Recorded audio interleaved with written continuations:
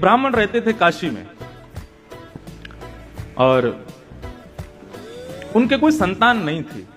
बहुत ध्यानपूर्वक सुनिएगा। महादेव के चरणों में जाकर के उन्होंने अनन्य उपासना की, खूब तपस्या की। उनके भाव से प्रसन्न होकर के महादेव प्रकट हो गए और प्रकट होकर के बोले, विप्रदेव वर मांगो, क्या चाहिए? बोले, महाराज कुछ नहीं चाहिए, केवल गृहस्थ आश्रम में एक ही वस्तु की अभिलाषा होती है कि एक संतान घर में हो। मैं आपकी नगरी में रहता हूं, नित्य आपका सेवा करता हूं। मैंने वेद आदि कर्मकांड आदि इन नियमों को भी इसलिए सीखा था कि आपकी अर्चना कर सकूं। इनसे मेरा कोई और प्रलोभन नहीं है, लेकिन मेरा अभी एक प्रलोभन है कि मुझे एक संतान चाहिए और वो मुझे केवल आप प्रदान कर सकते हैं। इसलिए मैं घनघोर तपस्या कर रहा हूं कि महादेव प्रसन्न हो तो मुझे दे सकते हैं। मैं ब्राह्मण देवता से बोले, कैसा पुत्र चाहते हो? संतान दो प्रकार की होती है, पुत्र चाहिए कि सुपुत्र चाहिए? ब्राह्मण ने कहा, दोनों की डेफिनेशन बताओ, कुपुत्र किसे कहते हैं, सुपुत्र किसे कहते हैं? बोले, कुपुत्र जो बहुत दुख दे और सुपुत्र जो बहुत सुख दे। ब्राह्मण देवता बोला, फिर तो सुपुत्र ही चाहिए हमको, दुख देने वाला बालक क्यों मांगेंगे? महादेव विश्वेश्वर कहने लगे, लेकिन एक नियम लागू होगा। क्या? कुपुत्र मांगोगे तो उसकी आयु बड़ी लंबी होगी, लेकिन सुपुत्र मांगोगे तो बहुत जल्दी मर जाएगा, 5 साल की आयु रहेगी बस उसकी। बताओ क्या चाहिए, कुपुत्र चाहिए कि सुपुत्र चाहिए? ब्राह्मण देवता बोला, ये तो आप गेम खेल गए मेरे साथ। संतान भी दे रहे हो और ऊपर से अपने नियम भी लगा रहे हो, और उसमें भी ऐसा नियम लगाया है कि मैं कहां जाऊं। अगर पुत्र मांगू लंबी आयु वाला तो वो दुख देगा, तो ऐसे पुत्र का फायदा क्या? और सुपुत्र मांगू तो फिर 5 साल के लिए ही मिलेगा। ये तो महादेव आपने मेरे को फंसा दिया, उलझा दिया मेरी बातों में। महादेव बोले, समय नहीं है, अन्नपूर्णा बुला रही है, जल्दी करो। तो बोले, प्रभु लंबे दुख से अच्छा तो क्षण भर का सुख है, तो आप कृपा करो सुपुत्र बालक दो। मैं ठीक है 5 साल ही सही, उस सुख तो पाऊंगा, संतान दो। विश्वेश्वर ने आशीर्वाद दिया और इसी काशी की नगरी में उस विप्र देवता के यहां एक तेजस्वी ओजस्वी बिल्कुल भगवान शिव कैसे हैं। अब ज्यों-ज्यों बालक बड़ा होता जावे, ब्राह्मण की चिंता बढ़ती जावे। बालक इतना सुंदर, शिव जैसा, बिल्कुल शिव जैसा वो बालक। उसकी क्रियाएं, उसकी मुस्कान, उसकी अलकावली, उसका मुखमंडल, सबको देख करके सुख लगता है। लेकिन पिता नित्य चिंता करते हैं कि ऐसे बालक का क्या फायदा, 5 साल बाद तो चले जाना है। धीरे धीरे वो बालक बड़ा हुआ और नित्य उसको गंगा स्नान कराते, नित्य विश्वनाथ का दर्शन कराते, नित्य काशी के संतों को प्रणाम करवाते, काशी के विद्वानों के सन्मुख ले जाकर के बैठाते। उस बालक की ऐसी स्थिति हो गई, वो सबको प्रणाम करता था। एक बार जब उसकी आयु 4 वर्ष की हो गई, 1 साल की आयु रह गई, तो उस बालक को लेकर के उसके पिता एक संत के पास गए और रोते हुए अपना दुख दर्द बताया। बोले, महाराज महादेव ने मुझे ये दिया है, लेकिन इसकी आयु केवल 5 साल की है और ये 4 साल का हो गया, मैं इसके बिना रह नहीं पाऊंगा। आप कैसे भी इसको जीवित रखो, इसकी आयु बढ़ाओ, आप संतों में ताकत है, आप चाहो तो महादेव को कह सकते हो मेरा भाव। संतों ने एक ही आज्ञा की, बोले, यदि तुम चाहते हो ये बालक जीवित रहे तो इस पर संतों की इतनी कृपा हो जाए, इतनी कृपा हो जाए कि उस कृपा को महादेव चाहते हुए भी कभी नष्ट ना कर पाए। और वो कब होगा? बोले, खंबायु यज्ञम सलिलम महिम च, आंखों के आगे दिखने वाली हर वस्तु को इससे प्रणाम करवाओ। प्रणमे दंडवत, दंडवत प्रणाम करवाओ। प्रणाम में बड़ी ताकत है, प्रणाम में बड़ी ताकत है। लेकिन प्रणाम शरीर से नहीं होता है, प्रणाम मन से होता है, हृदय से होता है। हमारे पूज्य पिताजी महाराज अपनी कथा में कहते हैं, जिसको देख करके आंखें झुक जाएं, सर थोड़ा नीचे हो जाए और मन में भाव, उसके प्रति आदर का भाव प्रकट हो जाए, ये 3 क्रिया ही प्रणाम कहलाती है। संत ने आज्ञा की कि इस बालक को सबको प्रणाम करवाओ। अब तो वो बालक सबको प्रणाम करता, घर के बाहर दहली पे बैठा रहता और गली से जो निकलता, जीव जंतु आदमी कोई भी हो, सबको प्रणाम करता।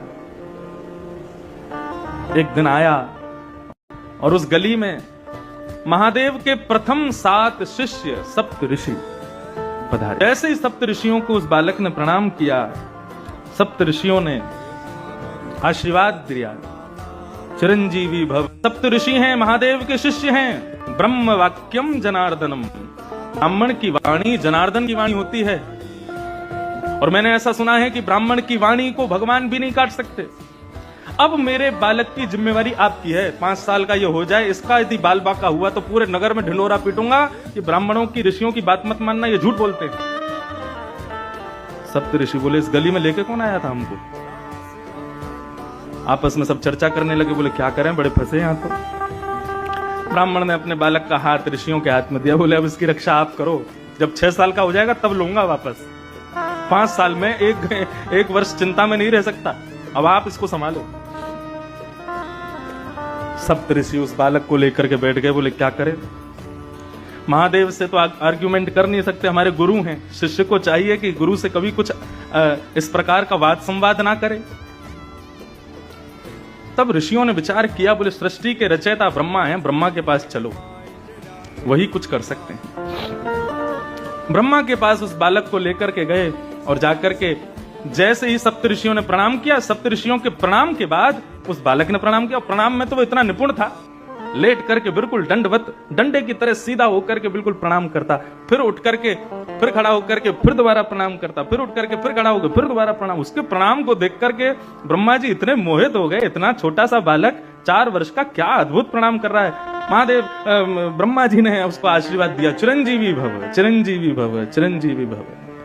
सप्तऋषि बोले हमारी बला कटी, अब इनकी जिम्मेवारी है। हंसने लगे सप्तऋषि। ब्रह्मा जी कहने लगे, बोले भैया हंस क्यों रहे हो? बोले काशी के एक ब्राह्मण का बालक है ये, और साक्षात देवादिदेव विश्वनाथ प्रभु ने ये बालक प्रदान किया है। ये कह करके दिया है कि ये केवल 5 साल जिएगा। 4 साल का हो गया, इसका अंतिम वर्ष चल रहा है। हमने इसको चिरंजीवी भव का आशीर्वाद दिया, तो उसके पिता ने हमको ये बात बताई, हमने ला करके इस बालक को आपसे प्रणाम करा दिया। ब्रह्मा जी बोले, तो तुमने अपनी बला मुझ पर डाल दी, अपनी चिंता मुझ पर डाल दी। बोले तो फिर क्या करते हम, हमसे चिंता सहन नहीं हो रही थी, अब आप ही इसकी रक्षा करो। और यदि आपकी वजह से इसकी रक्षा नहीं हुई तो हम तीनों लोकों में ढिंडोरा पीटेंगे कि ब्रह्मा के पास शक्ति नहीं है, ब्रह्मा झूठ बोलता है। ब्रह्मा जी बोले, बड़े चतुर हो तुम लोग। बोले ये चतुराई इसके पिता से हमको मिली।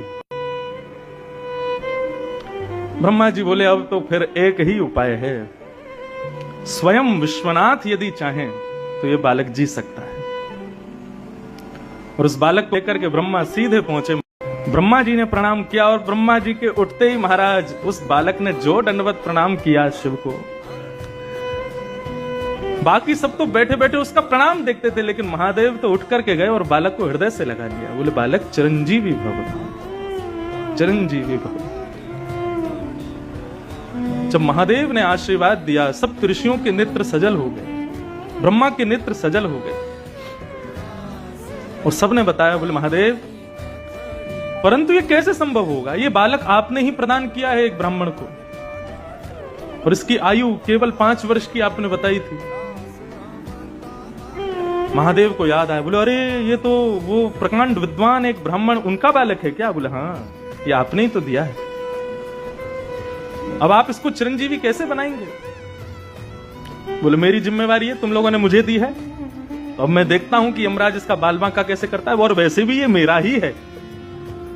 महादेव ने अपना स्वरूप शिवलिंग उस बालक को प्रदान किया और कहा, बेटा यहां काशी गंगा के तट पर बैठो और नित्य प्रातःकाल स्नान करके इस पर बिल्व पत्र चढ़ाना, राम राम मंत्र का जाप करना, और कभी कभी ओम नमः शिवाय का जाप करना। तुम्हारा कोई काम नहीं है, पूरे दिन केवल मेरे इस शिवलिंग पर तुम बिल्व पत्र चढ़ाते रहो।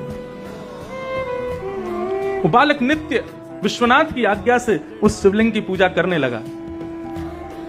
5 वर्ष जैसे ही पूर्ण हुए, 5 साल का वो बालक जैसे ही हुआ, यमराज प्रकट हो गए, अपनी तलवार से उस बालक के सर में प्रहार करने वाले थे। इतने में ही महादेव का त्रिशूल सामने आ गया, और आकर के महादेव ने कहा, क्या कर रहे हो? बोले प्रभु इस बालक का जीवन आज पूर्ण होने वाला है, इसको लेने आया हूं। बोले आपको कैसे पता इसका 5 साल का जीवन है? बोले क्योंकि ये बालक आपने ही उस ब्राह्मण को दिया था और 5 साल की आयु कह करके दिया था, तो मैं तो आपकी बात की रक्षा करने के लिए इस बालक को लेने आया हूं। 5 साल पूरे हो गए, अब इसके जाने का समय हो गया। महादेव बोले इस बालक को, उस ब्राह्मण को किसने दिया?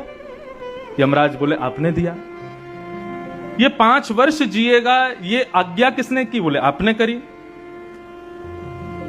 तो बोले तो तुम जानते हो शिव का दिन कितना बड़ा होता है? सतयुग त्रेता द्वापर कलयुग, सतयुग त्रेता द्वापर कलयुग, सतयुग त्रेता द्वापर कलयुग जब 71 बार बीत जाते हैं तब एक कल्प पूर्ण होता है। ऐसे अनंत कल्प पूर्ण होते हैं तब ब्रह्मा की एक रात्रि होती है। ऐसा ब्रह्मा भी अपने अनंत रूप बदल देता है तब महादेव का एक दिन होता है। और ऐसे महादेव ने इसको 5 वर्ष जीने का आज्ञा की है, तो इसका 5 वर्ष कितना लंबा है तुम अब गणित लगाते रहो। इस सामान्य 5 वर्ष के लिए जीवित नहीं रहेगा।